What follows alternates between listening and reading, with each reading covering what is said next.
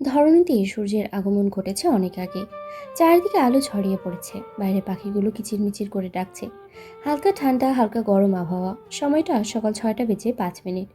সিমির ঘুম ভেঙে গেল হুট করেই। সে চোখ খুলেই বড় বড় নিঃশ্বাস নিতে লাগলো। আজও সেই খারাপ স্বপ্ন দেখেছে সে।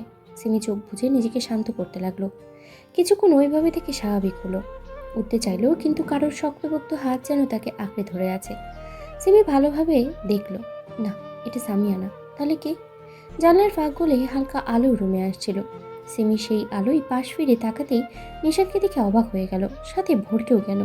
এই নাশপাতি ভাই তার রুমে তাকে এইভাবে জড়িয়ে ধরে আছে কেন? সিমি চোখ বন্ধ করলো, মাথায় একটু চাপ প্রয়োগ করলো কি হয়েছে কিছু মনে করার জন্য। একটু চাপ দিতেই সবকিছু মনে পড়লো। মনে পড়তেই তার মুখটা ফ্যাকাশে হয়ে উঠল। সে দেয়ালে থাকা ঘড়িতে সময় দেখে আটকে উঠল। ও নিশান ভাইয়ের রুমে এখন কিভাবে যাবে? কেউ যদি দেখে ফেলে তখন কি জবাব দিবে সে? সিমির ভয়ে হাত পা ঠান্ডা হয়ে যাচ্ছে। এদিকে নিশান সিমিকে ছেড়ে আরেক পাশে ঘুরে শুতেই সিমি বেড থেকে নেমে পড়ল। বুকে হাত দিয়ে জোরে জোরে নিঃশ্বাস নিতে লাগলো। বেডের এক পাশে থাকা তার ওড়নাটা নিয়ে মাথায় কাপড় দিল। ধীরে ধীরে রুম থেকে বের হলো। দরজার কাছে আসতে একটু খুলে এদিকে ওদিকে তাকালো। না, কেউ নেই। এই সুযোগে সিমি রুমের বাইরে চলে গিয়ে দরজা লাগিয়ে দিল। তারপর ধীরে ধীরে 1-2 পা হাঁটতে হাঁটতে হুট করে কারোর কথা শুনে তার জান যেন বেরিয়ে আসলো। তুমি সিমি, তুই নিশানের রুম থেকে এভাবে চুপি চুপি বেরিয়ে আসলি কেন? সিমি চোখ তুলে সামনে তাকাতেই দেখে তার মা দাঁড়িয়ে আছে ভ্রু কুঁচকে। সিমি কি উত্তর দিবে বুঝতে পারছে না, তাই চুপ করে আছে। সিমিকে চুপ থাকতে দেখে রোজিনা আবারও বলল, সিমি, আমি তোমাকে কিছু জিজ্ঞেস করেছি, তুমি নিশানের রুমে কি করছিলে? সিমি এখনো মাথা নত করে চুপ করে আছে। রোজিনা এইবার ধমক দিয়ে বলল, অসভ্য মেয়ে, কথা কানে যায় না? তুমি সারা রাত নিশানের সাথে ছিলে, তাই তো? রাতে এসে খুঁজে পাইনি আমি। বেয়াদব ভাইয়ের সাথে একই রুমে ছিলি? লজ্জা করে না, অসভ্য মেয়ে? বাকি কথা শেষ করার আগেই শোনা গেল এক পুরুষালীর ভারী কণ্ঠস্বর। মেজম্মু, মুখের কথা মুখে ফিরে নেন। আর দ্বিতীয়বারের জন্য ইস্যুকে অশুভ ব্যাহত বলবেন না, কারণ সে রাইট আমি কাউকে দেইনি। একদিকে রোজিনার এমন ধমকানি সুরে সিমি কেঁপে উঠল, অপরদিকে নিশানের কথায় সিমি চুপ থাকা ছাড়া আর কিছুই করতে পারল না। রোজিনা নিশানের কথা শুনে বলল, আমাকে রাইট শেখাস তুই? ও তোর সাথে কি করেছিল রুমে? নিশানের সরল সোজা জবাব। কি করছিল মানে? আমার বিয়ে করা বউ তো তার স্বামীর রুমে স্বামীর আদর নিতে তো থাকবে। এটা জিজ্ঞাসা করার কি আছে মেজম্মু? নিশানের কথায় সিমির লজ্জা যেন আরো বেশি আঁকড়ে ধরেছে তাকে। একটু ভালোভাবে বললে কি হয় না? এদিকে নিশানের কথা যেন রোজিনার মাথায় বাজ পড়ল। সে অবাক কণ্ঠে জিজ্ঞেস করলো। বিয়ে করা বউ মানে? তুই সিমিকে বিয়ে করেছো? নিশান উত্তর দিল, এই তো, শাশুড়ি আমার মাথায় বুদ্ধি আছে, চট করে বিষয়টা ধরে ফেলেছে। রোজিনার মাথা যেন ঘুরে উঠল। সে ধীরে ধীরে সিঁড়ি বেয়ে নিচে নামলো। সবাই বসে চিৎকার করে বাড়ির বাড়ির মানুষ সবাইকে এক করলো। নিশান উপরে দাঁড়িয়ে দেখছে সবকিছু। সিমি নিশানের পাশে মাথা নত করে দাঁড়িয়ে আছে। রোজিনা চিৎকার শুনে সবাই আসতেই রোজিনা বলল, নিশান নাকি সিমিকে বিয়ে করেছে। ওরা এখন স্বামী স্ত্রী। এটা শুনে পুরো চৌধুরী বাড়ি যেন নিস্তব্ধ হয়ে গেল। অবাক হয়েছে তারা খুব। কিছুক্ষণ চুপ থেকে তাজউদ্দিন উপরে দাঁড়িয়ে থাকা সিমি আর নিশানকে ডাকলো। নিশান সিমির হাত শক্ত করে চেপে ধরে নিচে নামিয়ে আনলো। তারা ড্রয়িং রুমে আসতেই সিমির বাবা সালাউদ্দিন এসে সিমিকে থাপ্পড় মারতে যেতেই সেই হাত ধরে ফেলল নিশান। বাড়ির প্রত্যেকটা সদস্য অবাক হয়ে তাকিয়ে আছে। নিশান এক ঝটকা মেরে হাত ঠেলে ফেলে দিয়ে বলল, এই ভুল দ্বিতীয়বার করতে আসলে আমি ভুলে যাব আপনি ঈশ্বর বাবা আর আমার মেজো চাচ্ছ। সো আমার ঈশ্বর গায়ে একটা আচর লাগলে কাউকে ছেড়ে দেব না। নিশানের কথা শুনে সবাই অবাক। সিমি তো ভয়ে নিশানের পেছনে লুকিয়ে আছে, নিশানের জামা খামচে ধরে আছে। তাজউদ্দিন বলল, নিশান, এইটা কেমন ব্যবহার তোমার? সে সিমির বাবা, তাকে মারতেই পারে। নিশান উত্তর দিল, ছিল কাল পর্যন্ত তার অধীনে, আজ থেকে আমার অধীনেও, তাই বাপকেও ছাড় দেব না। তাজউদ্দিন এবার ধমক দিয়ে বলল, পাগলামি বাদ দাও তুমি। কোন সাহসে কার অনুমতি নিয়ে সিমিকে বিয়ে করেছ? নিশান তাতে দাঁত চেপে বলল, তানভীর চৌধুরী নিশান পাগলামো যদি করে তো সেটা শুধু তার ইস্যুর জন্য। আর রইল সাহস অনুমতি, আমার যা সাহস আছে তার এক কোনো আপনার মধ্যে নেই। সাথে অনুমতি, যেখানে পুরো মানুষটি আমার, সেখানে কারোর অনুমতি নেওয়ার প্রয়োজন বোধ করি না আমি। তাজউদ্দিন চৌধুরী বললেন, আমাকে শাসাচ্ছ? হ্যাঁ, গুন্ডামি করবে করো, সিমিকে ডিভোর্স দাও। এই বিয়ে আমরা মানি না, ডিভোর্স। বাকি কথা শেষ করার আগেই নিশান চিৎকার দিয়ে বলল, ডিভোর্সের কথা আর একবার উচ্চারণ করলে খোদার কসম এখানে কেয়ামত বয়ে যাবে। ইস্যুকে ডিভোর্স দিতে আমি বিয়ে করিনি।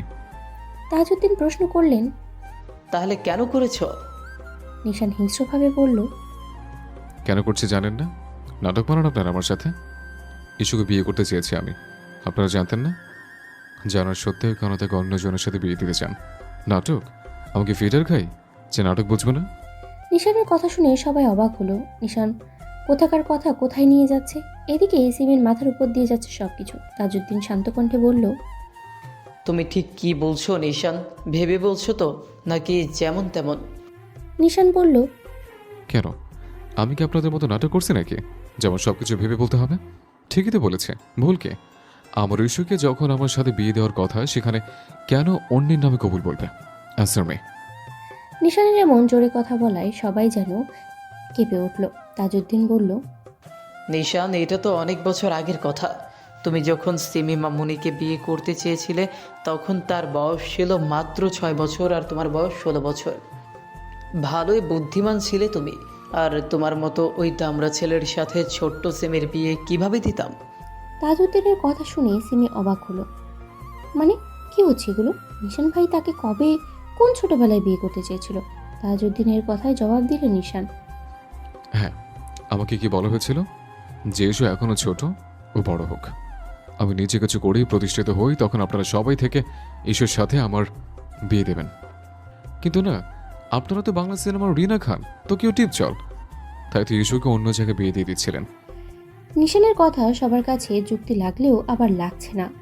কোথাকার কথা কোথায় তুলছে, এই কথার কোনো যুক্তি নেই। সেলিনা বলল, নিশান বাবা, এইসব অনেক বছর আগের কথা, আমাদের মনে নেই। আর তুমিও ভুলে গিয়েছো, অনেক আবেগ কাজ করেছিল, তাই আমরা তেমন গুরুত্ব দেইনি তা। নিশান রাগে গজগজ করতে করতে বলল, আমার আবেগ কখনো কাজ করেনি। প্রশ্ন যখন আমার ইস্যুকে নিয়ে, তখন কখনো আমার আবেগ কাজ করেনি, ডাইরেক্ট বিবেক কাজ করেছে। সো আমি ভুলিনি, আমি আর দ্বিতীয় কোনো কথা বলতে চাই না। বলেই নিশান সিমির হাত ধরে টেনে নিয়ে যেতে লাগলো। তাজউদ্দিন বলল, নিশান, ওকে নিয়ে কোথায় যাচ্ছ? নিশান উত্তর দিল, তুমি যখন মাকে নিয়ে রুমে যাও, আমি জিজ্ঞেস করেছি একবারও মাকে নিয়ে কেন যাও রুমে, তেমনি আমি আমার বউকে নিয়ে রুমে যাচ্ছি। সদ্য বিয়ে করা বউ আমার। আপনাদের সিনেমার জন্য বউটা কান্না করছে, এখন প্রাইভেসি লাগবে, বউকে আদর করে চুপ করানোর জন্য। বলে নিশান আর এক মুহূর্ত না দাঁড়িয়ে সিমির হাত ধরে টেনে নিয়ে যেতে নিলে সিমি দাঁড়ালো, যেতে চাচ্ছে না। নিশান কোনো কথা না বলেই আচমকা সিমিকে কোলে তুলে নিল। তারপর সিঁড়ি বেয়ে উপরে উঠে নিজের রুমে গেল। এদিকে সবাই হতাশ, কি বলবে তারা এই বড় বেপরোয়া ছেলেকে? এইটুকু বোঝা হয়ে গেছে যে সিমি নিজ ইচ্ছায় বিয়ে করেনি। এখন সবার মাথায় হাত দিয়ে বসে থাকা ছাড়া আর কিছুই করার নেই। এদিকে নিশান সিমিকে নিয়ে সিঁড়ি বেয়ে উপরে উঠতেই সিমি হাত পা ছোড়াছুড়ি করতে লাগলো। নিশান হনহনে পায়ে নিজের রুমে ঢুকে পা দিয়ে দরজা জোরে লাথি দিল। তারপর সিমিকে নিয়ে বেডের কাছে গিয়ে তাকে জোরে ঠেলে ফেলে দিল বেডে। এভাবে ফেলে দেওয়ায় সিমির হালকা ব্যথা পেয়েছে। সিমি এখনও কান্না করছে। সে উঠে বসলো নিশানের উদ্দেশ্যে, বলল, কি সমস্যা আপনার? কেন আমার পিছনে লেগেছেন? সিমিকে বাকি কথা শেষ করতে না দিয়েই নিশান নিজের চুলে হাত দিয়ে ঠিক করতে করতে বলল, সমস্যা আমার না, সমস্যা তোর। সিমি চোখ ছোট ছোট করে বলল, আমার কিসের সমস্যা? নিশান উত্তর দিল, তোর সমস্যা কি ছেলেদের হয় নাকি, মেয়েদের তো হয় আবাল? সিমি প্রশ্ন করলো। আপনি আমাকে আবাল বললেন কোন দুঃখে? নিশান বলল, তোর তো এমনি দুঃখে বুক ভেসে যাচ্ছে, আবার কোন দুঃখ লাগবে? সিমি কান্নামাখা কণ্ঠে বলল, আপনি আমার বিয়ে করেছেন বলেই তো আমার বুক এত ভাসছে, তাই ভালোভাবে সিমির মুখের কথা মুখেই রয়ে গেল। বাইর হওয়ার আগে নিশান সিমির গাল চেপে ধরলো। সিমি হাত দিয়ে নিশানকে ছাড়ানোর চেষ্টা করলো, কিন্তু পারছে না। সিমি ব্যথায় চোখ মুখ কুঁচকে ফেললো। নিশান হিংস্রতার সাথে বলল, ভালো ব্যবহার করছে বলে তুই কি মনে করেছিস যে আমি ভালো? নো, নেভার, আমি ভালো না। আর তোর ক্ষেত্রে তো একদমই না, খোদার কসম। তুই যদি মুখ দিয়ে আর একবার ডিভোর্সের কথা উচ্চারণ করিস, তোকে দুনিয়া থেকে তুলে নেওয়ার দায়িত্বটা আমিই নেব। বলেই নিশান সিমির গাল ছেড়ে দিল। সিমি জোরে কান্না করে দিল। তার গাল প্রচণ্ড ব্যথা করছে। এতদিন স্বপ্নে মেরেছে, এখন বাস্তবে। সিমির কান্না করা দেখে নিশান শান্ত কণ্ঠে বলল, এসো, ভালোভাবে বলছি, কান্না থামা। এসব ফ্যাচ ফ্যাচ আমার সহ্য হচ্ছে না। এদিকে কে শোনে কার কথা? সিমি তো নিজের মতো কেঁদেই যাচ্ছে। নিশানের রাগ যেন আরও বাড়ছে। সে চিৎকার দিয়ে বলল, তোর ভাতার মরে গেছে যেভাবে কান্না করছিস? চোখের পানি মুছে ফেল। যদি কান্না করতে দেখছি তো খুন করে ফেলবো। ইডিয়েট, চোখের পানি মোছ। নিশানের কথায় সিমি কেঁপে উঠল। এই বিদেশি কুত্তার বিশ্বাস নেই, যদি সত্যি সত্যি মেরে ফেলে। না থাক। সিমি চোখের পানি মুছে ফেলল। নিশানের কোনো কথা না বলে গম্ভীর মুখ করে ওয়াশরুমে ঢুকে পড়ল। নিশানকে ওয়াশরুমে ঢুকতে দেখে সিমি যেন হাতে জান ফিরে পেল। সে পা টিপে টিপে হেঁটে দরজার কাছে এলো। দরজার লক খুলতে গেল, কিন্তু খুলতেই পারছে না। সিমি আরও 2-4 বার ট্রাই করলো, না, খুলতে পারছে না। সিমি ভিড় করে বলল, এই বিদেশি কুত্তার সমস্যাটা কি? আমাকে বন্দি করে রাখার মানেটা কি? এইভাবেই সিমি আবারও ট্রাই করলো। ও ট্রাই করার মধ্যেই নিশান ওয়াশরুমের দরজা খুলে বাইরে আসলো। সিমি দ্রুত দরজার হাতল ছেড়ে দিয়ে নিশানের দিকে ফিরতেই দ্রুত চোখ বন্ধ করে বলতে লাগলো, আস্তাক ফিরুল্লাহ, নাউজুবিল্লাহ, ছি ছি ছি, বিদেশি কুত্তা পোশাকহীন। নিশান ওয়াশরুম থেকে বেরিয়ে সিমিকে দরজার কাছে দেখে তেমন রিয়াকশন না দিলেও চোখ বন্ধ করে বিড়বিড় করতে করতে কি বলল সেটা দেখে নিশান চোখ ছোট ছোট করে বলল, তুমি ওখানে দাঁড়িয়ে কি করছো? পালাচ্ছিল নাকি? সিমি ওইভাবে চোখ বন্ধ রেখেই বলল, আরে না না, আমি পালাবো কেন? এই দরজার কাছে অনেক ময়লা ছিল, সেটাই পরিষ্কার করছিলাম।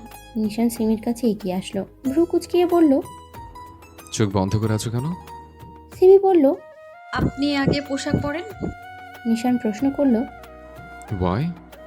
সিমি উত্তর দিল, ওয়াই মানে? আপনি বিনা পোশাকে আছেন, আমার কেমন লাগছে, দ্রুত পড়ুন। সিমির কথার মানে বুঝতে পেরে নিশান বাঁকা হেসে বলল, আমি তো টাওয়াল পরে আছি, তাহলে কিভাবে বলিস আমি পোশাকহীন আছি? সিমি ওইভাবে বলল। না না, আপনি জামা পরে আসেন, যান যান। নিশান এগিয়ে আসতে আসতে একদম সিমির কাছেই চলে আসলো। নিশান বলল, চোখ খুলে দেখ, একদম পোশাক পরেই আছে। সিমি আস্তে আস্তে চোখ খুলে সামনে তাকাতেই দেখলো নিশানের বড় বডি তার সম্মুখে। বড় বড় ড্রাগনের ট্যাটু সেখানে, আবার পানি লাগিয়ে যেন জীবন্ত লাগছে। লোমহীন বুক।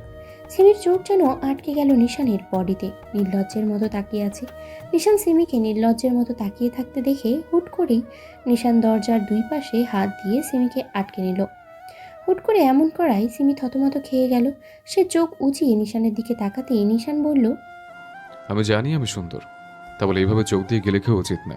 আমি তোরই হাজব্যান্ড, দেখার জন্য অনেক সময় আছে। সিমি দ্রুত চোখ বন্ধ করে মনে মনে নিজেকে গালি দিয়ে বলল, শালা সিমি, এই বিদেশি কুত্তার দিকে কিভাবে নির্লজ্জের মতো তাকালিচ্ছি। তোর উপরেই ঘৃণা আসছে আমার। থু। নিশান বলল, চোখ বন্ধ করলে কেন? তাকা, দেখ আমাকে, আমি মাইন্ড করবো না। এগুলো তোরই তো হক। তুই যদি বলিস টালটা খুলে দিতে পারি। নিশানের কথা শুনে সিমি নিশানের বুকে 2 হাত দিয়ে ঠেলে দিয়ে বলল, আস্তাক ফিরুল্লাহ, নাউজুবিল্লাহ, ছি ছি ছি, কি অশুভ কথা বা। নিশান একটু সরে আসলো, ঠোঁট কামড়ে বলল, আমি মানুষটা তোর জন্য অসভ্য, তাই আমার থেকে কোনোদিন সভ্য কিছু আশা করবি না, কারণ তোর এই আশা নিরাশা হবে আমার অসভ্যতমের 1 ঘন্টা ক্লাস করলে। বলে নিশান কাবার থেকে নিজের পোশাক বাহির করে ওয়াশরুমে ঢুকে গেল। ওয়াশরুমের দরজার আওয়াজ হতেই সিমি যেন স্বস্তির নিঃশ্বাস ফেলল। সে দরজার কাছে গিয়ে হাতল ধরে টান দিতেই দরজা খুলে গেল। সে এতক্ষণ ধরে খোলার চেষ্টা করছে, কিন্তু পারছে না। আর এখন যেই হাত দিয়েছে সেই খুলে গেল। সিমি আর দাঁড়ালো না, দৌড়ে নিজের রুমে গিয়ে দরজা লাগিয়ে দিয়ে জোরে জোরে নিঃশ্বাস নিতে লাগলো। সে নিজেকে ঠিকঠাক করে সামনে এগোতেই চমকে উঠল, কারণ তার রুমে তার বেডে যারা, সামিয়া আর রাত্রি বসে আছে তার দিকে হাঁ করে তাকিয়ে। সিমি বুকে হাত দিয়ে তাদের কাছে গেল, বেডে বসে তাদের 3 জনের দিকে তাকিয়ে বলল, কিরে, তোরা 3 জন এইখানে কি করছিস? সামিয়া প্রশ্ন করলো, আমাদের কথা বাদ দে, তুই ম্যারাথন দৌড় প্রতিযোগিতা থেকে কি বাড়িতে ফিরলি নাকি? সিমি কাঁদো কাঁদো হয়ে বলল, ম্যারাথন দৌড় থেকেও খারাপ রে। ওই বিদেশি কুত্তা আমার জীবনটা শেষ করে দিল 1 রাতের ভিতর। যারা সিমির মাথায় হাত বুলিয়ে দিয়ে আদুরো কণ্ঠে বলল, আহারে আমার ভাবিজান, আপনি কান্না করিয়েন না, আমার ভাই খুব ভালো ভাবিজান, তোমাকে খুব ভালোবাসে। সিমি প্রথমে বুঝতে না পেরে সে নিজেও বলল, হ্যাঁ নন। বাকিটা বলতে গিয়েও থেমে গেল, মুখ চেপে ধরলো, তারপর বলল, এই শালি, তুই আমায় ভাবি ডাকিস কেন? যারাকে কিছু বলতে না দিয়ে রাত্রি দুঃখ প্রকাশ করে বলল, সিমি জানো মোর ভাবি হয়তো কিন্তু অ্যাক্সিডেন্ট করে গাড়ি উল্টিয়ে নিশান ভাইয়ের সাথে বিয়ে হয়ে। রাত্রির কথা শুনে সিমি দাঁত কিরমির করে বলল, মির্জাফরের বংশধর, তোর ভাই কি যেন নাম? ও হ্যাঁ, জবেদার ভাতার। ওকে আমি কখনোই বিয়ে করব না। আর ওই নাশপাতিও আমাকে চর মারতে মারতে কবুল বলিয়েছে, নয়তো আমি ঈশিতা জাহান সিমি ওই বিদেশি কুত্তাকে কবুল বলতাম না। সিমির কথা শেষ হতেই সামিয়া বলল, সবাই চুপ। সিমি জানো, শোনো। সিমি আর চোখে সামিয়ার দিকে তাকাতেই সামিয়া আস্তে আস্তে বলল, সিমি মানে তোদের বিয়ে তো রাতে হয়েছে তাই না? সিমি মাথা নাড়ল। সামিয়া আবারও বলল, রাত কয়টা নাগাদ হবে? সিমি একটু ভেবে পড়ল। হয়তো রাত 2টা। সামিয়া জিজ্ঞেস করলো, তার মানে রাতে তুই নাশপাতি ভাইয়ের রুমে ছিলিস? সিমি উত্তর দিল। হ্যাঁ। সামিয়া এবার মুচকি হেসে বলল, তার মানে তোদের ফার্স্ট নাইট শেষ? সামিয়ার কথা শুনে সিমি দুই গালে হাত দিয়ে তওবা করতে করতে বলল, তওবা তওবা তওবা, আস্তাগফিরুল্লাহ আস্তাগফিরুল্লাহ, তোদের মুখে ঠাড়া পড়ুক। ছি ছি ছি, কত নোংরা মাইন্ড তোদের। সিমির কথা শুনে যারা চোখ ছোট ছোট করে বলল, ভুল কি বললো? একসাথে এক ছাদের নিচে এক জায়গায় ছেলে মেয়ে থাকলে তো ইটিস পিটিস হতেই পারে। যারার কথার সাথে রাত্রি ও সামিয়াও হ্যাঁ মেলালো। সিমি বলল, বাল হবে, কিচ্ছু হয়নি। তোর ভাইয়ের বডিতে যে বড় বড় ড্রাগন ট্যাটু আঁকিয়েছে সেটা দেখে আমি ভয়ে আছি। চুপ কর। সিমির কথা শুনে ওরা তিনজনেই মুচকি হাসলো। সামিয়া বলল, মানে সামথিং সামথিং হয়েছে? সিমি উঠে দাঁড়ালো। ওয়াশরুমের দিকে যেতে যেতেই বলল, নাথিং নাথিং। সিমিকে ওয়াশরুমে যেতে দেখে রাত্রি বলল, হ্যাঁ আমরা বুঝি কিছু হয়নি, তাই শাওয়ার নিতে গিয়েছিস। সিমি ওয়াশরুম থেকেই চিৎকার করে বলল, আল্লাহ, আমার একটাই দোয়া, এই 3টার মুখে ঠাড়া পড়ুক। নিশান ড্রেসিং টেবিলের সামনে দাঁড়িয়ে চুলগুলো সেট আপ করে জিহানের রুমে ঢুকলো। জিহানের চোখে এখনো ঘুম। নিশান জিহানকে দেখে বলল, অফিসে যাবে না? জিহান উত্তর দিল। যাব। নিশান বেডের কাছে এসে নিজের ফোন তুলে নিয়ে জিহানের উদ্দেশ্যে বলল, রাতে চুরি করতে গিয়েছিলিস নাকি, যেভাবে ঘুমে ঢুলছিস এখনো? জিহান তাতে দাঁত চেপে বলল, শালা হারামি, দিস কবে তুই আমাকে ঘুম পাড়তে? কালকে তো চুরি করতে গিয়েছিলাম কাজী আর ওকিলকে আনতে। শালা বিয়ে করারও করলি, বউ সঙ্গে পেলি, এখন আমাকে বলিস আমি চুরি করি? নিশান গম্ভীর কণ্ঠে বলল, তোর ফালতু স্টক তোর কাছে রাখ, আর দ্রুত শাওন নিয়ে আয়, আমি অপেক্ষা করছি। জিহান বিড়বিড় করতে করতেই নিজের রুমে চলে গেল। আর নিশান সোফায় বসে ফোন স্ক্রল করতে লাগলো। দেশে আসছে 2-3 দিন হচ্ছে, এখনো অফিসের কোনো কাজই হাত দিতে পারেনি। অনেক কাজ জমে আছে, তাই আজকে দুই ভাই যাচ্ছে কাজগুলো এগিয়ে গুছিয়ে নিতে। চৌধুরী ম্যানশনের ড্রয়িং রুমে আবারও সবাই এক হলো। সময়টা তখন দুপুর 2:01। সকাল থেকে এই পর্যন্ত বাড়ির কারোর খাওয়া নেই বলতে কেউ খায়নি। সিমি আর নিশানের একটা বিহিত না করে যেন তারা শান্তি পাচ্ছে না, তাই সবাই আবারও এক জায়গায় হলো। বাড়ির কর্তারা এক সোফায় বসে আছে, গিনিরাও বসে আছে আরেক সোফায়। মেহেরিমা, তার স্বামী রুবেল আর ছোট ছেলে তিহান এক সোফায় বসে আছে। মিহু পিহু তাজ ওরা 3জন নিজেদের রুমে ঘুমিয়ে আছে। সামিয়া, রাত্রি, জারা, সিমি 4জন একসাথে দাঁড়িয়ে আছে এক পাশে। নিশান আর জিহান সেই বেরিয়েছে, এখনো আসেনি।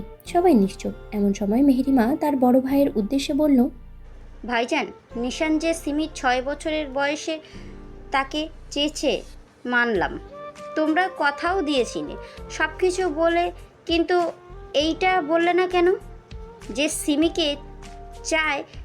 কেন দিলে না তার কাছে? মানলাম তখন ছোট ছিল, তাহলে কথা কেন দিলে? মেহেরিমার কথা শুনে সবাই নিশ্চুপ রইল। ভুল তো কিছু বলল না মেহেরিমা। এদিকে যারা সিমিকে বাহু দিয়ে ধাক্কা দিয়ে ফিসফিস করে বলল, দেখছিস ভাবি, আমার ভাই তোকে কত ভালোবাসে। তোর 6 বছর বয়সে তোকে বিয়ে করতে চেয়েছে। সিমি কিছু বলবে, পাশ থেকে সামিয়া বলল, ইয়া আল্লাহ, কি রোমান্টিক হ্যাঁ। সিমি দাঁতে দাঁত চেপে ফিসফিস করে বলল, চুপ কর মির্জাফরের বংশধররা, আমি মরছি আমার জ্বালায়, ওনারা রোমান্টিক ভালোবাসা খোঁজে। তাজউদ্দিন এইবার গম্ভীর কণ্ঠে বলল, মেহেরিমা, তোর কথা সঠিক হলেও আমার কাছে মনে হয় এই বিয়েটা না হওয়াই উচিত ছিল। সিমিকে তুলে নিয়ে গিয়ে বিয়ে করেছে, কেন করবে সে এমন? সিমি কি রাজি ছিল নাকি? তাজউদ্দিনের কথাতে যুক্তি আছে বলে মনে হয় সবার। তাজউদ্দিন এবার তার মেয়ে সিমিকে ডাক দিল। সিমি এগিয়ে গেল। সবার নজর এখন সিমির দিকে। সিমি মাথা নিচু করে আছে। তাজউদ্দিন কণ্ঠ নরম করে বলল, সিমি মামুনি, তুমি ভয় পেও না। শুধু নির্ভয়ে বলো, তুমি কি এই নামহীন বিয়েতে থাকতে চাও নিশানের অর্ধাঙ্গিনী হয়ে, নাকি থাকতে চাও না, ডিভোর্স চাও? তাজউদ্দিনের কথা সিমি শুনল। সবাই সিমির দিকে ভ্রু কুচকে তাকিয়ে আছে, সিমি কি বলে সেটাই দেখার জন্য। সিমি কিছু বলতে উদ্যত হতেই শোনা গেল পুরুষালীর কণ্ঠ, যেটা আর কারণ না, নিশানের ভয়েস। সে ড্রয়িং রুমে প্রবেশ করতে করতে বলল, ও রাজি থাকুক বা না থাকুক, ও আমার ছিল, আমার থাকবে। মরে গেলে আমার সাথে মরবে। মৃত্যু আসলে ওকে সাথে নিয়ে আমি তানভীর চৌধুরী নিশান মরব। তাই ও রাজি থাকা বা না থাকার কোনো প্রশ্ন ওঠে না। সবার দৃষ্টি নিশানের দিকে। গায়ে কালো শার্ট, যার হাতা ফোল্ড করা, বুকের কাছে 2-3টা বোতাম খোলা, হাতে ব্লেজার, আরেক হাতে ফোন। সিল্কি চুলগুলো একটু অগোছালো, মুখটা গম্ভীর করে রাখা। তার পাশে জিহান দাঁড়িয়ে আছে একই লুকে, মুখটা গম্ভীর করে। নিশান ঘাড়টা একবার ডান বামে ঘুরিয়ে ফুটিয়ে নিল, যার দরুন আওয়াজ হলো। তাজউদ্দিন রাগান্বিত কণ্ঠে বললেন, অসভ্য বেয়াদব ছেলে জন্ম দিয়েছি আমি, কোনো লজ্জা শরমের পাড়ায় নেই। সেলিনা, এই ছেলে আমাদের হতেই পারে না। হাসপাতাল থেকে নার্সরা পাল্টিয়ে দিয়েছে। তাজউদ্দিনের কথা শুনে নিশান বাঁকা হেসে একটু এগিয়ে এসে তার আম্মুর উদ্দেশ্যে বলল, আম্মু, আমার মনে হয় এই বাপ আমার না। যদি আমার জন্মদাতা বাপ হতো তাহলে ঘন্টা ঘন্টা নাটক করতো না। উপস, সরি, সিনেমা। নিশানের কথা শুনে সবার মুখ দিয়ে আস্তাগফিরুল্লাহ বাহির হলো। সেলিনা মুখ ঝামটা দিয়ে বলল, ছি নিশান, এইসব কি কথা তোমার? সে তোমার জন্মদাতা পিতা, সম্মান করতে শেখো। নিশান বলল, সম্মান তাকেই করা যায় যে সম্মানের মর্ম বোঝে। ওনাকে সাবধান করে দেন বারবার আমার সম্মানে হাত না দিতে, নিত্য নিত্য নাটক অভিনয় না করতে। বলেই সিমির হাত ধরতেই সালাউদ্দিন বলল, নিশান, তোমার কিসের সম্মান? আমার ঘর থেকে আমার সম্মান, আমার মেয়েকে তুলে নিয়ে গিয়ে বিয়ে করেছ। সম্মান? এটা তোমার সম্মান? আমার সম্মান নেই? আমার মেয়েকে বিয়ে করলে রাতের আধারে চুরি করে সম্মান আমার নষ্ট করলে না? নিশান ঠান্ডা কণ্ঠে বলল, মেজো চাচ্ছ, সরি শ্বশুর আব্বা, যে বাড়ির মেয়ের সম্মানের কথা বলছেন সে মেয়ের সম্মান এই বাড়ির ছেলের হাতেই ধ্বংস হয়েছে। সো এসব না ভেবে চিল করেন শ্বশুর আব্বা, চিল। সালাউদ্দিন বলল, বুঝবে কি করে তুমি এক মেহারা বাপের কষ্ট? আমার মেয়েকে কেড়ে নিয়ে আমাকে নিঃস্ব করেছ। বুঝতে পারছো না? তুমিও মেয়ের বাপ হবে, তখন বুঝবে। সালাউদ্দিনের কথায় নিশান বাঁকা হেসে বলল, বাবা হওয়া? হুম, ইচ্ছা নেই কোনো প্রকার। আমার ইস্যুকে আমি ব্যতীত কেউ কষ্ট দেওয়ার সাহসও করতে পারবে না। যদিও বাই চান্স হয়ে যায় আমার ইস্যু কষ্ট পায়, তো এই বাচ্চাকে আমি ছেড়ে দেব না, খুন করে ফেলবো। সো বাচ্চার প্ল্যান নাই, এসব বাচ্চা কাচ্চা বোরিং। নিশানের এই কথা যেন সিমির কানে বাজল। সে নিশানের দিকে তাকালো, মনে মনেই বলল, এ কি আদৌ মানুষ? নিষ্পাপ বাচ্চা কেউ খুন করতে চায়, আবার বোরিং? ছি, আল্লাহ নিয়তি, আমার এই কোন পুরুষের সাথে বাঁধলে তুমি? এমনি এমনি আর আমার মুখ থেকে বিদেশি কুত্তা নামটা বেরিয়ে হয়নি, হারামজাদা। নিশানের কথা শুনে কারোর আর কোনো কথা বলার ইচ্ছেই রইল না। নিশান সিমির হাত ধরে টেনে সিঁড়ির কাছে নিয়ে গেল। কি মনে করে আবারও দাঁড়ালো, ড্রয়িং রুমে সবার দিকে তাকিয়ে বলল, আর বারবার এইভাবে নাটক আর অফ করেন সবাই, বিকজ বারবার ছেড়ে দেওয়ার পাত্র আমিও নই। বলে নিশান সিমিকে টানতে টানতে নিজের রুমের দিকে নিয়ে গেল। নিচে সবাই দীর্ঘশ্বাস ছাড়ল। জিহান সবার দিকে একপল তাকিয়ে উপরে উঠতে গেলেই মেহরিমা ডাক দিল, জিহান দাঁড়াও। জিহান দাঁড়ালো। সামিয়া জারাকে ধাক্কা মেরে বলল, নাশপাতি ভাই রোজিনার বাচ্চা সিমিকে নিয়ে পালালো, রেখে গেল অসহায় জবেদার ভাতারকে। এবার শুরু হবে জবেদাকে খোঁজা, কারণ জবেদার ভাতার জবেদাকে ছাড়া হয়ে যাচ্ছে গাধা। সামিয়ার এমন কথা শুনে যারা আর রাত্রি দুজনেই মুখ চেপে হাসলো। এদিকে মেহরিমা শক্ত কণ্ঠে জিহানকে বলল, তাকে কাকে খুন করতে গিয়েছিলে তোমরা? জিহান উত্তর দিল, অফিসে গেছিলাম। মেহরিমা বলল, দুই ভাই ছন্নছাড়া হয়ে যাচ্ছ। একজন তো বিয়ে করেছে রাতের আধারে চুরি করে, তুমি কি করবে? জিহানের সরল জবাব, দিনের আলোয় মেয়েসহ মেয়ের বাবাকে তুলে নিয়ে গিয়ে বিয়ে করব।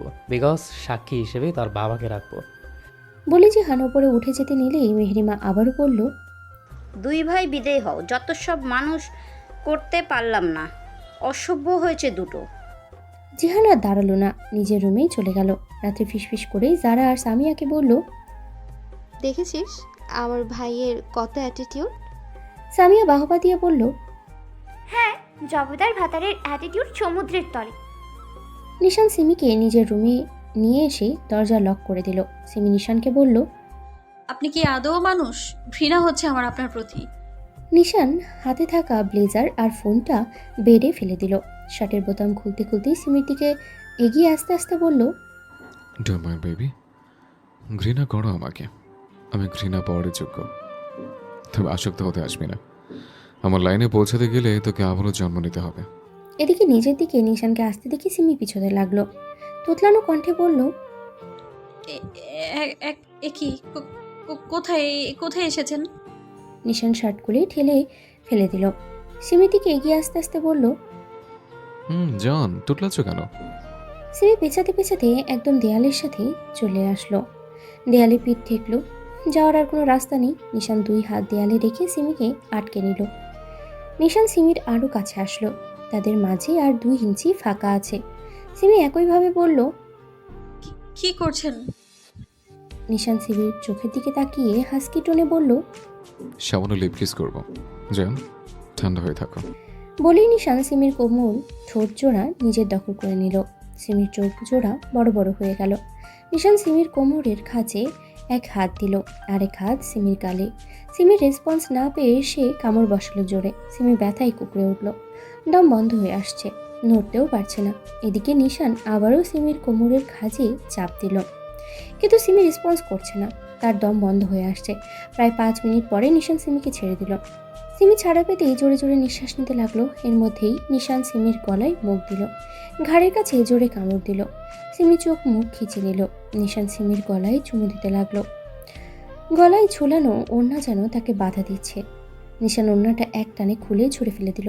নিশান সিমির গলা থেকে চুমু দিতে দিতে নিচে নামতেই সিমির কান্নার শব্দ শুনতে পেল। সিমির কান্না যেন তাকে বাধা দিল। সে দ্রুত সরে গেল সেই জায়গা থেকে। ফ্লোরে পড়ে থাকা ওড়নাটা সিমির দিকে ঠেলে দিয়ে বলল, বেরিয়ে যা। সিমি এখনো ওইভাবে দাঁড়িয়ে কান্না করছে। নিশান জোরেই চেঁচিয়ে বলল, কথা কানে যায় না? I say get out. Simi আর এক মুহূর্ত দাঁড়ালো না। সে দৌড়ে রুম থেকে বেরিয়ে গেল। সিমি চলে যেতেই নিশান বেলকুনিতে গেল। রাগ হচ্ছে তার প্রচুর। বেলকুনিতে থাকা ফ্লাওয়ার ভাসটা জোরে আছাড় মারল। রুমে গিয়ে টি টেবিল তুলে জোরে আছাড় মারল। ড্রেসিং টেবিলের কাছে গিয়ে জোরে ঘুষি মারল আয়নাতে। আয়না ভেঙে চুরমার হয়ে গেল। কিছু কাঁচ তার হাতেও বিঁধল। রক্তে ভিজে যাচ্ছে ফ্লোর। নিশান ওইভাবেই বেলকুনিতে গেল। একটা সিগারেট ধরালো। সেটাতে টান দিয়ে নিজেকে শান্ত করার চেষ্টা করলো। বাইরে আকাশ মেঘলা করে আসছে, হয়তো বৃষ্টি হবে। দেখতে দেখতেই বাতাস শুরু হয়ে গেল। নিশান এখনও ওইভাবে ওই জায়গাতেই দাঁড়িয়ে থেকে সিগারেটের উপরে সিগারেট টানতে লাগলো। সময়টা বিকেল 5টা। বাইরে ঝুম বৃষ্টি হচ্ছে। সেই দুপুর থেকেই হচ্ছে, পুরো 3 ঘন্টা যাবৎ। ঝুম বৃষ্টি সাথে ঝোড়ো হাওয়া।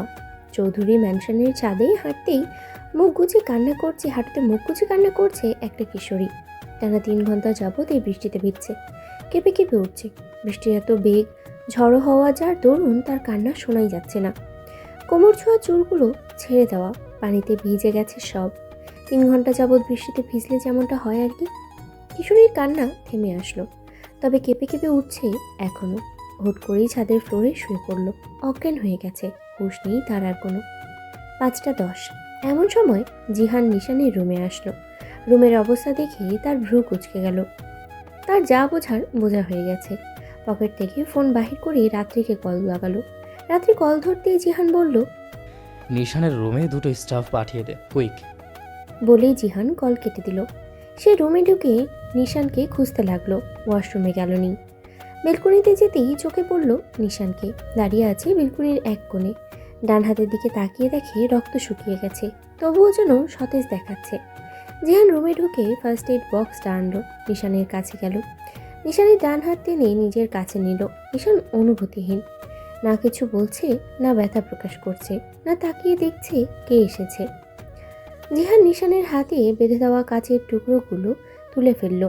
এরপর স্যাভলন আর তুলো দিয়ে হাত পরিষ্কার করলো। অ্যান্টিসেপটিক মলম লাগিয়ে সেই জায়গাটা ব্যান্ডেজ করে দিল। জিহান গিয়ে ফার্স্ট এইড বক্সটা রেখে আসলো। নিশানের পাশে এসে দাঁড়িয়ে বলল, সমস্যা কি তোর? এইভাবে ক্ষতবিক্ষত করিস কেন নিজেকে? নিশান এখনও চুপ, সিগারেট টানছে এখনও। জিহান একটা দীর্ঘশ্বাস ছেড়ে বলল, দেখ, প্রতিদিন তোর এই নাটক আমার দেখতে ইচ্ছে করছে না। নিশান এইবার গম্ভীর কণ্ঠে বলল, নাটক তো করে তোর মামা মামিরা, তাদের নাটক থামাতে বল। জিহান বলল, ওরা নাটক করেছে মানলাম, তুই তোর জবাবও দিয়েছিস, তাহলে এইসব ভাঙচুর করলি কেন? নিশান উত্তর দিল, পার্সোনাল কিছু শোনার রাইট আমি তোকে দিইনি। জিহান চোখ ছোট ছোট করে বলল, না দিলেও আমি রাইট বানিয়ে নিয়েছি, সমস্যা কি তোর বল? নিশান বলল, সমস্যা আমার কখনো ছিল না, যা সমস্যা সব তোর বোনের। জিহান প্রশ্ন করল। কি করেছে সিমি? নিশান রাগে কটমট করতে করতে বলল, বাল করেছে। স্বামীর ওদের কোনোটা বোঝে না, বাল সব। জিহান একটু কেশে বলল, সিমিকে সময় দে, ও এখনো এসব মানতে পারেনি, আর ও তো এখনো ছোট।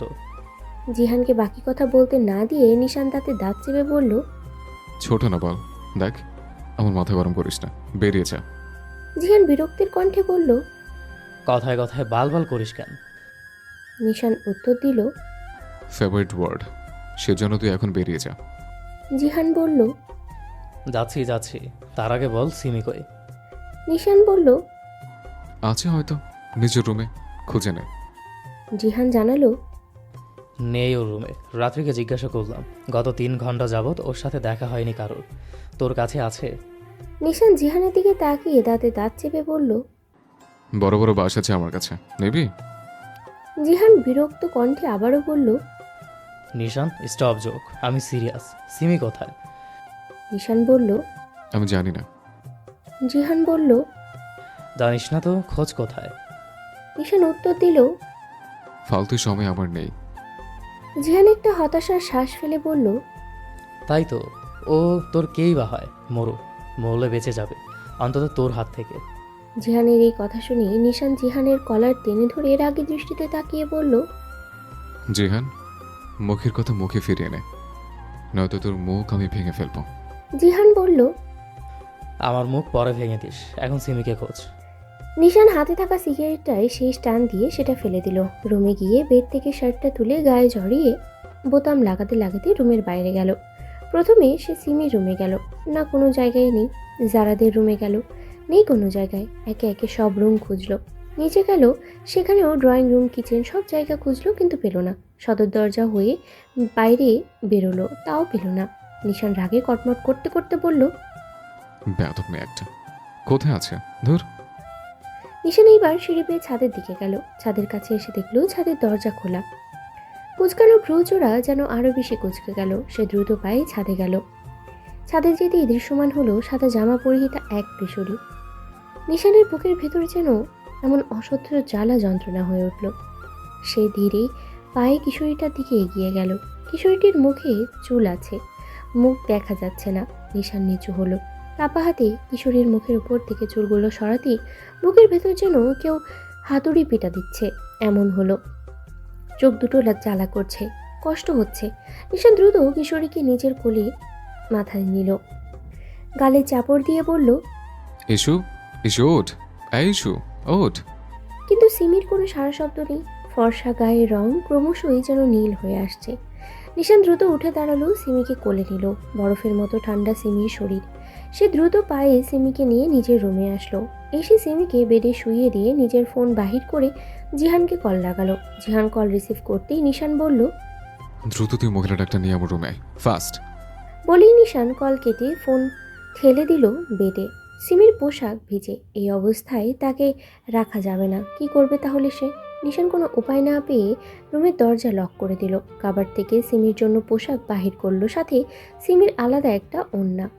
নিশান সিমির কাছে আসলো, ওড়নাটা চোখে বেঁধে সিমির ভিজে কাপড় খুলে শুকনো কাপড় পরিধান করালো। সিমিকে আবারও কোলে নিয়ে সোফায় শুয়ে দিল। ভিজে বিছানার চাদর তুলে ফেলে দিল।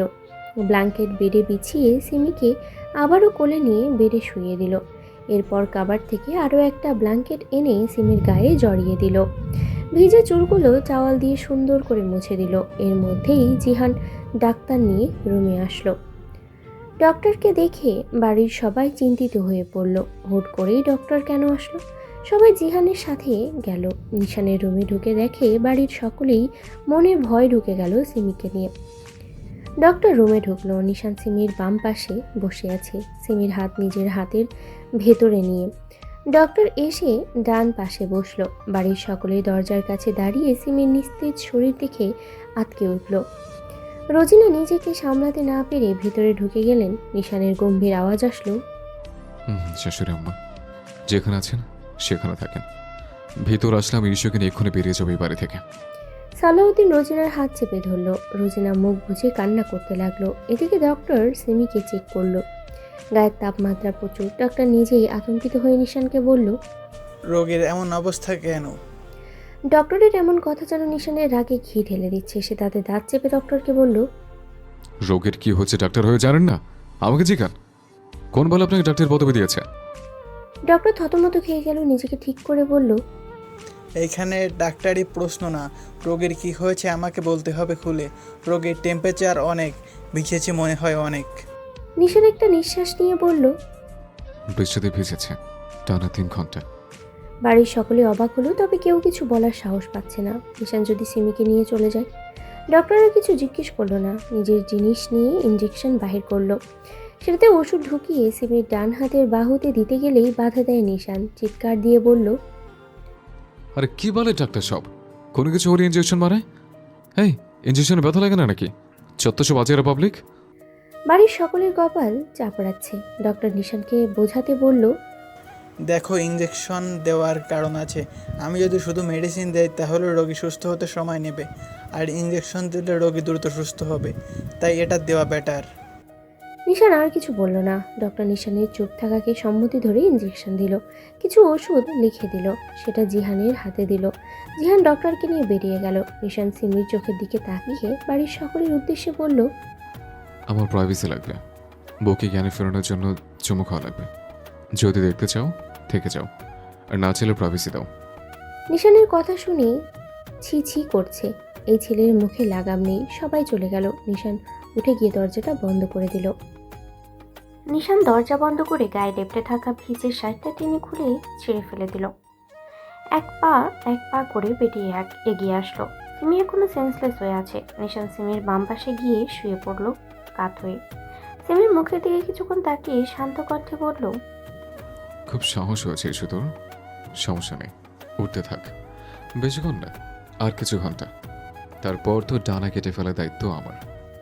বলেই সিমির শুষ্ক ঠোঁট জোড়ার দিকে তাকালো। এমন শুষ্ক দেখে ভ্রু কুচকিয়ে বলল, 3 ঘন্টা আগে ভিটামিন দিয়েছি, তা ঠোঁট এমন শুষ্ক? ওয়াই? নিশানের উত্তর সিমি কিভাবে দেবে? সে তো অজ্ঞান হয়ে পড়ে আছে। নিশান সিমির কাছে এগিয়ে গেল। সিমির শুষ্ক ঠোঁটজোড়া নিজের দখলে নিল। কিস করার বদলে কামড়ে দিতে লাগলো 2 মিনিট পর্যন্ত।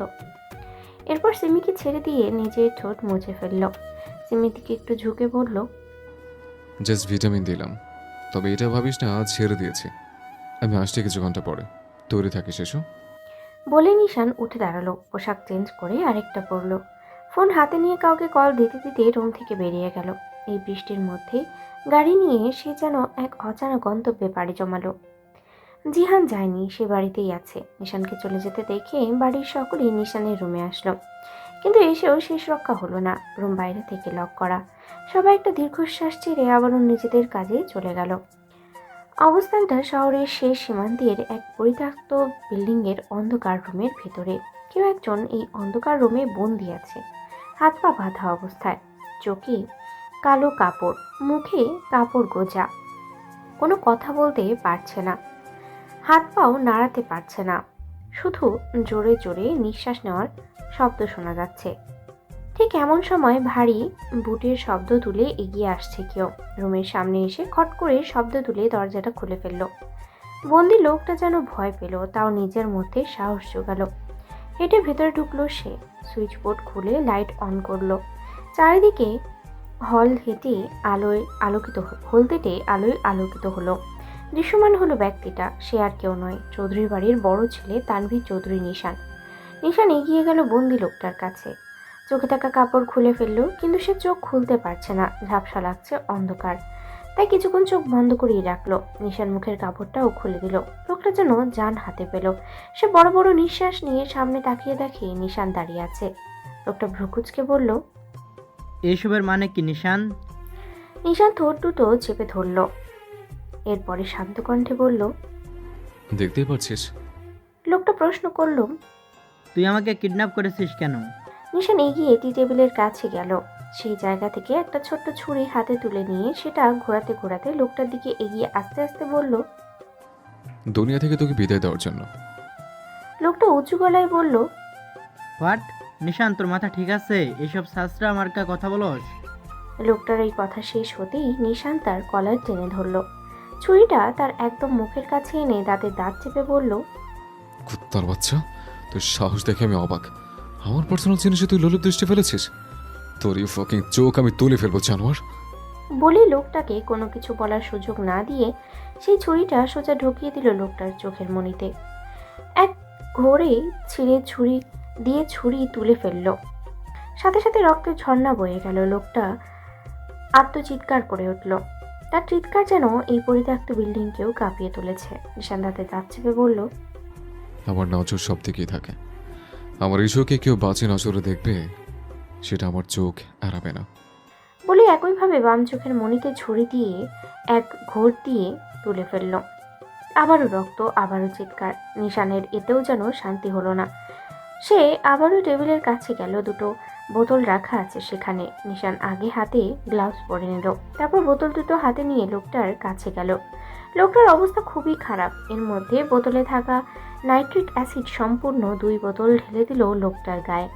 সারা দেহ ঝলসে গেল, ব্যথায় ছটফট করতে লাগলো, ফুসকা পড়ে গেল, জ্ঞান হারাবে হয়তো এক্ষুনি। নিশান প্যান্টের ভিতরে গুজে রাখা পিস্তলটা বাহির করে লোকটার বুক বরাবর টার্গেট করে বাঁকা হেসে বলল, আমার এই চোখে নিয়ে বাজে মন্তব্য, বাজে নজরে তাকালে তার পরিণতি মৃত্যু।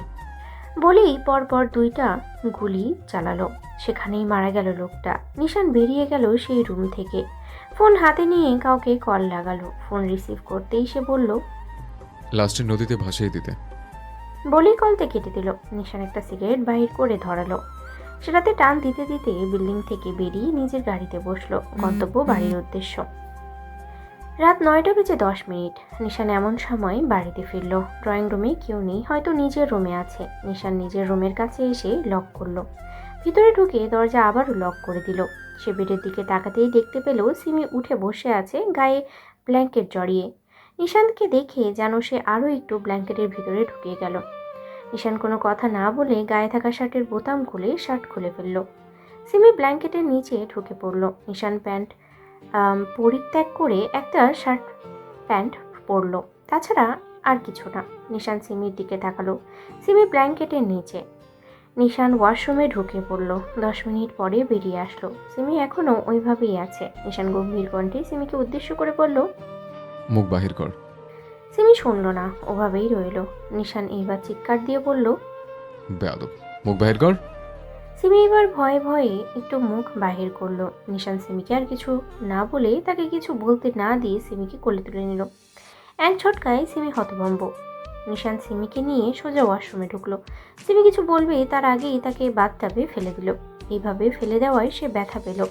চোখ মুখ খিচিয়ে বন্ধ করলো। এদিকে নিশান সিমির ডান হাত আর বাম হাত দুটো এক জোর করে কস্টেপ জড়িয়ে দিল।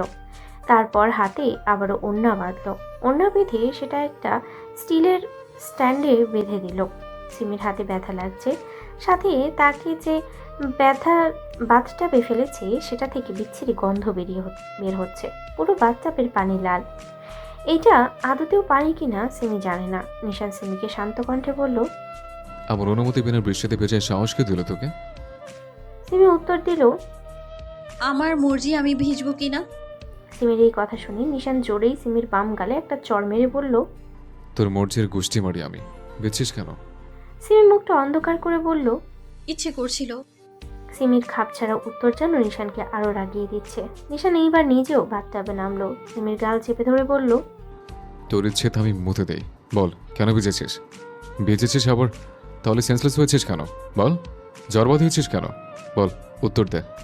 সিমির গালে ব্যথা হচ্ছে, নিশান এত জোরে ধরেছে যে তার গাল যেন ভেঙে যাচ্ছে। নিশান সিমির অবস্থা বুঝতে পেরে নিজেকে শান্ত করার জন্য 2-3 বার বড় বড় নিঃশ্বাস নিল। সিমির গাল ছেড়ে দিল। সিমি কাঁদো কাঁদো কণ্ঠে বলল, ভিজলে যে জ্বর আসবে আমি জানতাম নাকি? নিশান বলল, জানিস কি জামা ওদের করলে কান্না করতে হয়, শুধু এটা জানিস? নিশানের কথায় সিমি মাথা নিচু করে আছে। নিশানও চুপ রইল। হুট করেই সিমি বলল, এটা কিসের পানি? এত দুর্গন্ধ কেন? আর আপনি আমার হাত বেঁধেছেন কেন? নিশান এইবার সিমির দিকে তাকালো। মুখে দুষ্টু হাসি ঝুলালো। বলল, লাল ওয়াইন ভর্তি বাথটাবে তোর সাথে রোমান্স করবো বলে হাত বেঁধে রেখেছে। নিশানের এমন কথায় সিমির চোখ বড় বড় করে বলল, কি? নিশান সিমির কাছে একটু সরে আসলো, একদম কাছাকাছি মুখোমুখি। নিশানের লোমহীন বুকে ড্রাগনের ছবি যেন আকৃষ্ট করছে সিমিকে। এই ওয়াইন লাগায় যেন আরো জীবন্ত জীবন্ত লাগছে। সিমি নিজেকে ঠিক করলো। অনেক কষ্টে চোখ দুটো সামলে নিয়ে চোখ বন্ধ করলো। নিশানের এত কাছে আসায় সিমির নিঃশ্বাস যেন আগের থেকে দ্বিগুণ বেড়ে গেল। দুজনের নিঃশ্বাস একে অপরের উপরে আছড়ে পড়ছে। নিশান হাসকি টোনে বলল, জান বাচ্চা, রোমান্স করে তোকে শাস্তি দেব এই ওয়াইন ভর্তি বাথটাবে। বলে নিশান সিমির গলার কাছে হাত দিয়ে একটু ঝুঁকে তার ঠোঁট দুটো নিজের দখলে করে নিল। সিমির হাতও বাঁধা, সে এবার নড়তে পারছে না। নিশান সিমির কোমরের খাঁচে হাত দিয়ে চেপে ধরলো। সিমি চোখ মুখ কিছু বন্ধ করলো। আবারও শুরু হয়ে গেল সেই বিদেশি কুত্তার দম বন্ধ খেলা।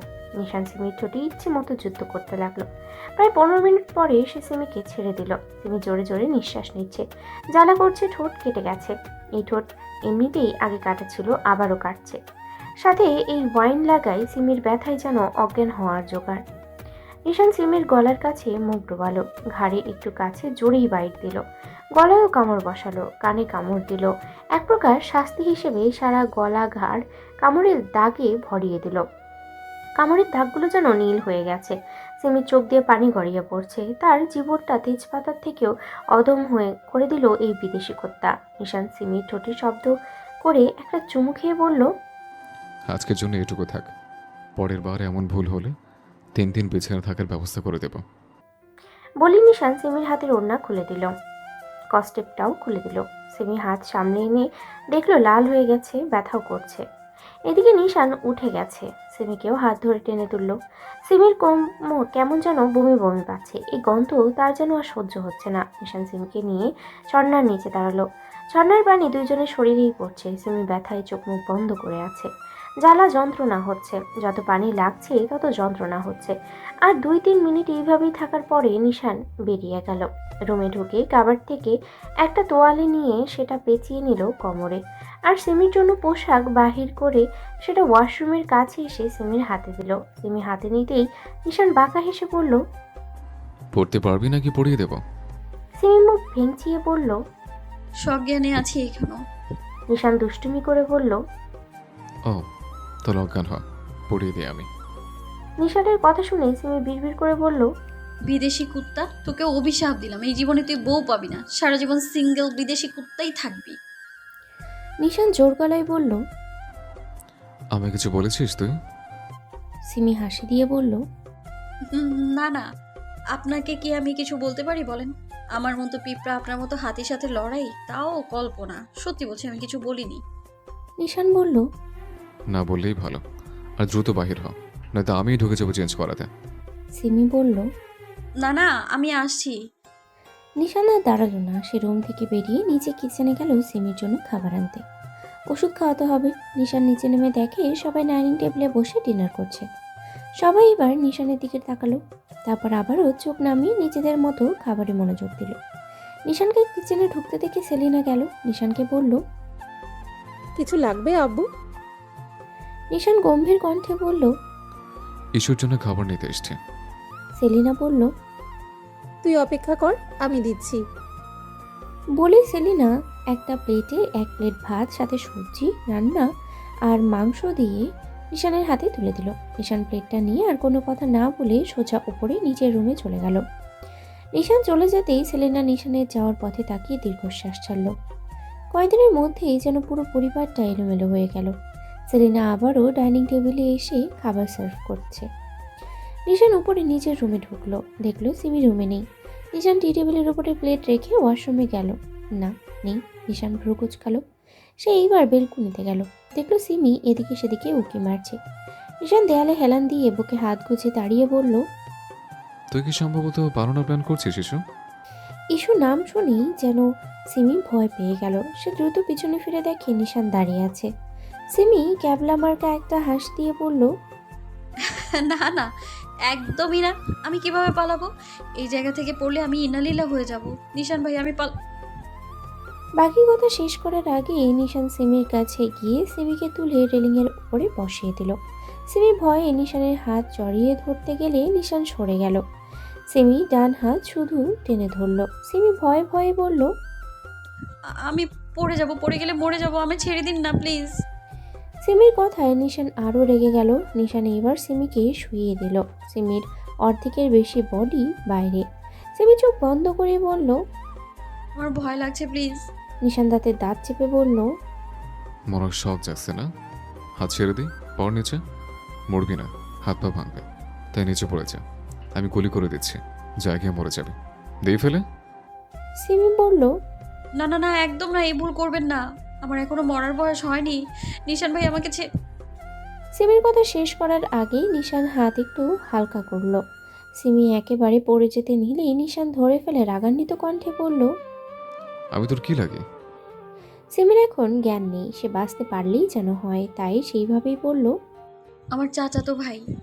চাচাতো ভাই। এই কথা যেন নিশানের রাগে ঘি ঢেলে দেওয়ার মতো। সে নিজেকে শান্ত করে আবারও বলল, আমাদের সম্পর্ক কি? সিমি উত্তর দিল, ভাই আর বোন। নিশান এইবার সিমিকে নিচে নামিয়ে দুই পাশে হাত দিয়ে আটকে দাঁতের দাঁত চেপে বলল, তিন কবুল বলে স্বামী মানি, এখন ভাই বোন মারাস? সিমি কাঁদো কাঁদো ভয়েসে বলল, আসলে আমি খুব ভয় পেয়ে গিয়েছিলাম, তাই ওইসব উল্টাপাল্টা বলেছি। রাগ করবে না প্লিজ নিশান ভা। নিশান আবারও সিমিকে সম্পূর্ণ কথা শেষ করতে না দিয়ে ডান গালে জোরে একটা চড় মেরে রেলিং ঘেঁষে একদম নিচু করে বলল, ইডিয়েট দেখেছি, বাট তোর মতো আজের ইডিয়েট আমি দেখিনি। শর্ট চামড়ি। বলি সিমিকে ঠেলে দেওয়ার মতো করে ফেলে দিয়ে বেলকনি থেকে চলে গেল। রুমেও থাকলো না, সোজা রুম থেকে বেরিয়ে চলে গেল। সিমি গালে হাত দিয়ে নিশানের যাওয়ার পানে তাকিয়ে বলল, 100 বার তোকে ভাই বলবো, শালা বিদেশি কুত্তা। নিশান ভাইও বলবো না, তোকে আমি নাশপাতি ভাই বলবো। অ্যানাকোন্ডা, হাতি, বিদেশি কুত্তা, ছাগল, ছাগলের 10 নম্বর বাচ্চা, ইঁদুর, মিয়া খলিফার এক্স। থাক, আজ এই পর্যন্তই, বাকিগুলো কালকে এক্সপ্লেইন করবো। বলে সিমি রুমে ঢুকলো। রুমে ঢুকে টি টেবিলের উপরে দেখে প্লেটে ভাত তরকারি রাখা। সিমির এমনিতেই প্রচণ্ড ক্ষুধা লেগেছিল। খাবার দেখে যেন আরও ক্ষুধা বেড়ে গেল। সে সোফায় গিয়ে বসলো। আলাদা একটা প্লেট নিয়ে সেখানে অল্প ভাত আর তরকারি নিয়ে খেতে শুরু করলো। এদিকে নিশান সোজা ছাদে চলে আসলো। এসে রেলিং ঘেঁষে দাঁড়িয়ে সিগারেট ধরালো। সিগারেটে টান দিতে লাগলো। রাগে তার মাথা ফেটে যাচ্ছে, সহ্য হচ্ছে না কিছু। সিগারেটে আর 2 টান দিয়ে সিগারেট ফেলে দিল। সে ছাদ থেকে নেমে গেল। রুমে না ঢুকে উল্টো রুম থেকে বেরিয়ে গেল। নিশানকে রুম থেকে বেরিয়ে যেতে দেখে জিহান বলল, এই রাতে নিশান কোথায় যাচ্ছে? এটা জানতেই জিহান তার পিছু পিছু গেল। নিশান গাড়িতে উঠতেই জিহান উঠে বসলো। নিশান জিহানকে দেখে রাগে কটমট করতে করতে বলল, কি সমস্যা তোর? গাড়িতে উঠছিস কেন? জিহান ভাবলেশহীন হয়ে বলল, তোর বাপের গাড়ি যে উঠতে পারবো না, এইটা আমার জানের জিগারের গাড়ি, তাই উঠে পড়েছে। তো সমস্যা হলে নেমে পড়। নিশান নিজেকে শান্ত করার চেষ্টা করে বলল, দেখ, ভালো লাগছে না, নেমে পড়। জিহান ভোলা ভালা উত্তর দিল, কিভাবে নামতে হয় আমি জানি না তো। নিশানার কথা না বাড়িয়ে স্টিয়ারিং ঘোরালো। ফুল স্পিডে গাড়ি চালাতে দেখে জিহান বলল, আব্বে, এইভাবে এত স্পিডে চালাস কেন ভাই? তুই তো বিয়েও করেছিস, আমি তো এখনো করিনি। নিশান বলল, বিয়ের কুষ্টি মারি, চুপ করে বস, নয়তো পাছায় লাথি দিয়ে বাহির করে দেব। জিহান চোখ ছোট ছোট করে বলল, এই সাহস তোর এখনো হয়নি সোনা। নিশান বলল, এসব শোনাটোনা বলবি না। জিহান উত্তর দিল, আমি তো সোনা বলেছি, তো না না। নিশান জিহানের দিকে এক পলক তাকিয়ে বলল, মেয়ে মানুষ নাকি তুই? সরি, তুই কি তৃতীয় লিঙ্গ? জিহান 2 গালে হাত দিয়ে তওবা করতে করতে বলল, আস্তাগফিরুল্লাহ, নাউজুবিল্লাহ। কুত্তা হারামি, আমি তৃতীয় লিঙ্গ? অসভ্য বেয়াদব, কিভাবে ভাবলি তুই? আমার তো এখন মনে হচ্ছে তুই নিজেই তৃতীয় লিঙ্গ। নিশান বাঁকা হেসে বলল, দেখেছিস কখনো? জিহান বলল, দেখা লাগে নাকি? তোর আচরণে বোঝা যায়। নিশান বলল, হুম, দেখতে হয়। তুই চাইলে দেখতে পারিস। আমরাই তো। আমি তৃতীয় লিঙ্গ কিনা চেক করে দেখ। তবে আমি শিওর 100% তুই তৃতীয় লিঙ্গ। জিহান মুখ ভাঙচিয়ে বলল। চেক করে দেখে নে, আমি পুরুষ, সলিড পুরুষ। নিশান বলল। তোর মুখের ভাষা কিন্তু খারাপ হয়ে যাচ্ছে। জিহান উত্তর দিল, যার বেস্ট ফ্রেন্ডের মুখের ভাষা মাশাল্লাহ, তো সেই হতভাগার মুখের ভাষা কি আস্তাগফিরুল্লাহ হবে? নিশান হালকা হেসে ঠোঁট কামড়ে বলল, আস্তাগফিরুল্লাহ মাশাআল্লাহ তফাৎ বুঝছিস তুই? জিহান প্রশ্ন করল। অপমান করছিস নাকি তুই? নিশান উত্তর দিল। হুম, ঠান্ডা মাথায় বাস দিচ্ছি। জিহান বলল, স্টকে বাস অনেক আছে, আর লাগবে না, বাট আমরা যাচ্ছি কোথায়? নিশান বলল। তোর শ্বশুর বাড়ি। জিহান হেসে বলল। আমার শ্বশুরবাড়ি কোন দিকে ভাই? নিশান বলল। তোর বউ যেখানে থাকে সেখানে। জিহান প্রশ্ন করল। আমার বউ কই? নিশান উত্তর দিল। তোর শ্বশুর বাড়ি যেখানে সেখানে। জিহান আবারও প্রশ্ন করল। তো সেই শ্বশুর বাড়িটা কোথায়? নিশান এইবার ধমক দিয়ে বলল, শালা চুপ কর। সে থেকে বকবক করেই যাচ্ছে। আর একটা কথা বলে দেখ না, সত্যি তোর পাছে লাথি মেরে আমি ফেলে দেব। জিহান ঠোঁটে শাহাদাত আঙ্গুল দিল, তার মানে সে চোখ। নিশান গাড়ি চালাতে লাগলো কোনো এক অজানা গন্তব্যের দিকে। এদিকে সিমি খাওয়া শেষ করে বাকি খাবারের দিকে তাকিয়ে আফসোস করে বলল, ইস, বিদেশি কুত্তাটা খেলো না, আফসোস হচ্ছে, বিশেষ করে খাবারগুলোর জন্য। আহারে, বেচারাটা মনে হয় রেগে গেছে। বলে কিছু মনে পড়তেই সিমি নিজেকে শাসিয়ে বলল, সিমি, এই না এইসব ভাবা যাবে না। একদম না, আফসোস একদম না, একদম ওই বিদেশি কুত্তার জন্য মন খারাপ করা যাবে না। শালা বিদেশি কুত্তা আসতো একটা জলহস্তি। বলে সিমি উঠে দাঁড়ালো। সে ওয়াশরুমে গিয়ে ফ্রেশ হয়ে আসলো, তারপর বেডে গিয়ে লাইট অফ করে দিল। ঘুম আসছে না আর। বিকেলে যেই জ্বরটা ছিল সেইটা এখন আর নেই। দেহ ঠান্ডা হয়ে আছে। সিমি তার বালিশের পাশে থাকা ফোনটা হাতে নিল। ফেসবুকে ঢুকে ফোন স্ক্রল করতে লাগলো। হুট করে একটা ছবি তার সামনে আসলো, যেটা ছিল নিশানের। আইডির নাম বড় করে লেখা, তানভীর চৌধুরী নিশান। সিমি ছবিটা দেখলো। নিশান ঘাড় কাত করে যেন কি দেখছে খুব মনোযোগ সহকারে। দেখার মধ্যেই বাঁকা হাসি দিয়েছে। সেই সময় পিকটা তোলা হয়েছে, মন্দ লাগছে না। প্রায় 4K রিয়াক্ট, সাথে কমেন্টও 1000-এর কাছাকাছি। আবার ক্যাপশন দেওয়া আছে, আই ওয়ান্ট ইউ। সিমি এইটা পড়ে বিড়বিড় করলো, এই বিদেশি কুত্তা কাকে চাই আবার? সে এইবার কমেন্ট বক্সে ঢুকলো। বেশিরভাগ মেয়েদের আইডি দেখা দিল। কিছু কমেন্ট সে পড়লো, সো কিউট, নাইস, আমি আছি তো বেবি, আমাকে নিয়ে যাও। সিমি এইগুলো পড়ে কি রিয়াক্ট দেবে যেন ভুলেই গেল। সে আবারও কিছু পড়লো, বেবি তোমাকে বিয়ে করতে চাই, তোমার বাড়ির ঠিকানা দাও, আব্বু আমাকে পাঠিয়ে দিচ্ছি। এতটুকু কমেন্ট পড়ে সিমি উচ্চ স্বরে হেসে দিল। সিরিয়াসলি, এরা বাঘের গুহায় কত সুন্দরভাবে আসতে চায়। তবে এটা দেখে সিমির মনে শয়তানি খেলে গেল।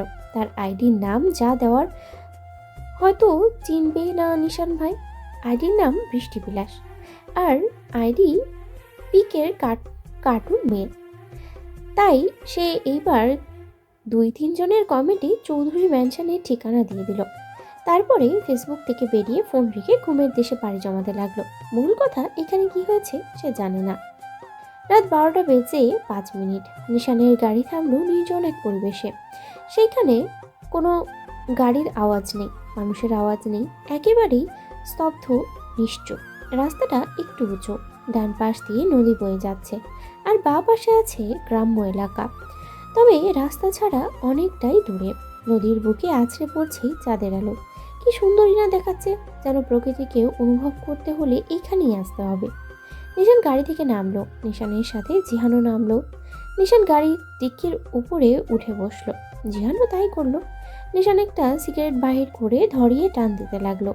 এইভাবে জিহানও তাই করলো। নিশান চোখ ছোট ছোট করে বলল, আমার কপি করিস তুই? জিহান নিজের মতো সিগারেট টান দিতে দিতে বলল, আমার বই গেছে তোকে কপি করতে। সিগারেট তুইও খাস, আমিও খাই, পাড়ার মানুষও খায়, তাই এখানে কপি করার কোনো প্রশ্ন আসে না। নিশান আর কিছু বলল না, চুপ রইল। দীর্ঘ নীরবতার পরে জিহান বলল, এখানে আসলি কেন? নিশান উত্তর দিল, এমনি। জিহান প্রশ্ন করল, কোনো বিষয় নিয়ে কি সিমির সাথে রাগ করেছিস?